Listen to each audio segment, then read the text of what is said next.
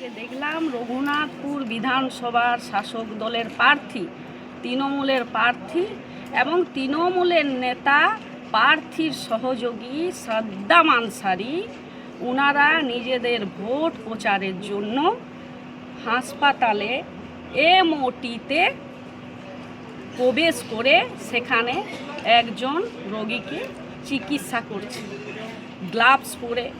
ঠিক আছে, তো বিষয়টা হচ্ছে ওনারা তো ডাক্তার নয়, তাহলে সেই এমওটিতে কীভাবে কার পারমিশনে প্রবেশ করলেন? ওনারা তো ডাক্তার নয়, তাহলে রাতারাতি কি ওনারা ডাক্তার হয়ে গেলেন?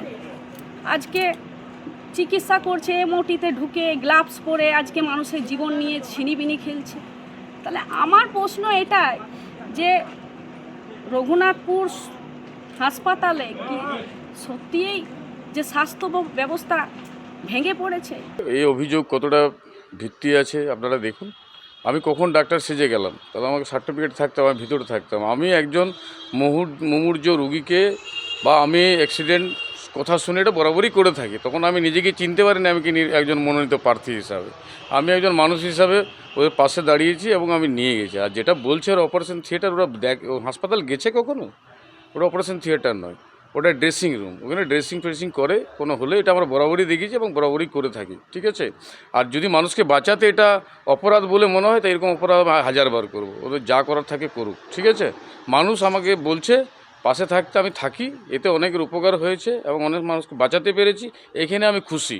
ওদের যা করার থাকে করুক। ওরা রাজনীতিকে লড়াই করবে কি ব্যক্তিগত আক্রমণ করবে, ওটা রাজনীতির 4 তারিখটা পার হোক, তারপরে ওরা রেডি থাকুক। কী করবে আমার সাথে? ওরা সরাসরি আমার সাথে বসুক, আমার কি অপরাধ হয়, আমি কি অপরাধ করেছি, এতদিন কি করছিল ওরা? অপরাধ দেখতে পাইনি আমার? একজন মানুষ, ও তো মনে হয় আমি শুনলাম মারা গেছে। ওর পাশে দাঁড়িয়েছিলাম, ওর রক্ত ভেতরে ঢুকছিল, শ্বাসকষ্ট হচ্ছিল। ওরা দুজনে ধরছে, একজন সেলাই করছে, সেই মুহূর্তে ছিল না। সেই মুহূর্তে আমি তো ব্লাড মুছবো, আমি ধরবো, এটাই তো নিয়ম। এটা অনেক দিন ধরে করে আসছি। ওরা দেখলে 4 বছর এরকম অপরাধ আছে আমার। ঠিক আছে, আর এরকম অপরাধ যদি মানুষকে বাঁচাতে অপরাধ বলে মনে হচ্ছে ওদের চোখে, ওরা যা অভিযোগ করছে করুক। আমার খারাপ লাগছে এখানে।